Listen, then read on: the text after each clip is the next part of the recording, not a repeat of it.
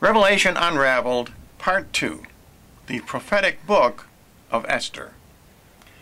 Many other Old Testament events besides Sodom and Gomorrah and the Great Flood are prophetic as well as instructive. An extensive prophetic narrative is the Old Testament book of Esther.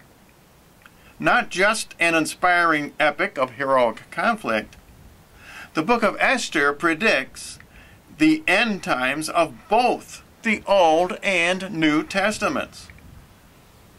The actions and characters have direct counterparts in future events.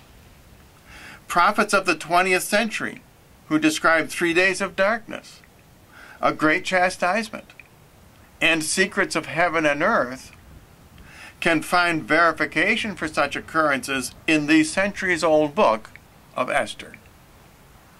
The story begins with a great feast hosted by Ahasuerus, a 5th century BC king of Persia, a party which lasts 180 days. At the end of the 180 days, Ahasuerus calls for an additional 7-day feast to which the common people are invited, not just the nobility. The crux of the story occurs when the king summons Vashti, his queen, to come with her crown and show her beauty to the assembled crowd. Vashti, however, can't be bothered. She has assembled a party of her own, comprised of women from the city, and she refuses his request. Not surprisingly, this angers Ahasuerus, and his advisors remind him that unless Vashti is expelled as queen, women everywhere will likewise begin to snub their husbands. So the king exiles Vashti and eventually chooses the beautiful Jewish maiden Esther to take her place. As is true with many biblical stories, which may be looked back upon as allegorical, the personage of the king represents God. At one point, Esther actually sees Ahasuerus, who quite probably is the historical Persian regent Xerxes, with the visage of an angel. As the beautiful Jewish queen, Esther undoubtedly represents the Blessed Virgin Mary. Vashti, on the other hand, symbolizes the Old Testament Jews who refuse to share their beauty, the one world revealed religion, at the appropriate time in history with the common people, the Gentiles. It's interesting to note that King Ahasuerus does not execute Vashti, as Henry VIII might have done, but banishes her instead, just as God did not destroy the Jewish religion, even after the Catholic Church became his new bride, his new chosen people. At this point, the book of Esther shifts from its veiled predictions about the end of the Old Testament to hidden prophecies about an event even further into the future, the end of the New Testament. Esther and her people must confront a terrible enemy, Haman, who is a figure of the Antichrist. Both Haman and the Antichrist seek to destroy God's chosen people. For Haman, it's the Jews. For the Antichrist, it's the Catholic Christians.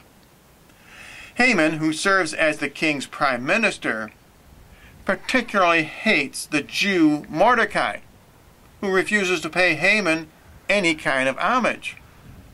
Unbeknownst to Haman, Mordecai is Queen Esther's uncle. By not respecting Haman, and by striving mightily to save his people from Haman's evil schemes, Mordecai prefigures a great pope of the end times, quite possibly the last pope, predicted by St. Malachi, called Pope Peter II. If Mordecai stands for a pope, the many eunuchs in the book of Esther foreshadow the celibate priesthood of the Roman Catholic Church. But like today's clergy, not all the eunuchs are trustworthy. Two of the eunuchs are assassins who attempt to overthrow King Ahasuerus in a plot which is thwarted by Mordecai. Another reason Haman hates Mordecai. This should give hope to present-day Catholics that an end-times pope, possibly Benedict XVI or Peter II, will excommunicate apostate priests, bishops, and cardinals. The good eunuchs help prepare Esther so that her appearance will impress the king. These eunuchs foreshadow faithful end-times clergy and religious who are supportive of the church and the papacy. In Revelation, St. John prophesies there will be 144,000 virgins who are faithful enough to be raptured and will reign with Christ during the millennium. Haman's evil scheme is to effect the murder of all Jews throughout Persia on the 13th day of the month of Adar, the last month of the year. Mordecai hears of these plans and begs Esther to intercede with the king, who is swayed by her appeals and abruptly turns the tables on Haman.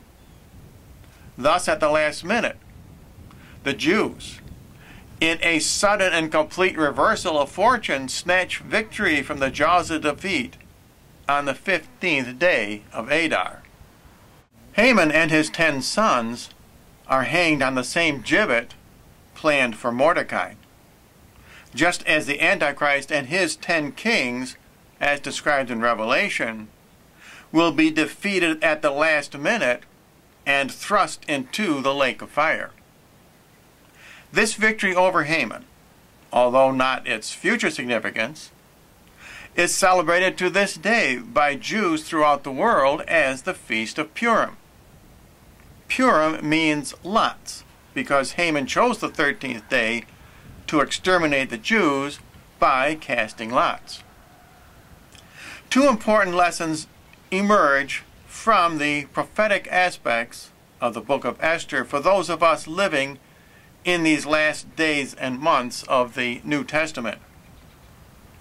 First, our victory over the Antichrist will occur only at the last moment, just when everything seems hopeless. And second, it will be accomplished by a pope pleading on behalf of his people to the Blessed Mother to intercede with God our Father. This may take the form of a clear and forthright consecration of Russia to the Immaculate Heart of Mary, as called for decades ago by the Blessed Mother herself to Sister Lucia of Fatima. In 1984, Pope John Paul II consecrated the world to the Immaculate Heart of Mary, but since he did not mention Russia by name, he added the words, "enlighten especially those peoples of which you await our consecration." Many people believe the Pope added this disclaimer because he himself had judged the consecration to be insufficient.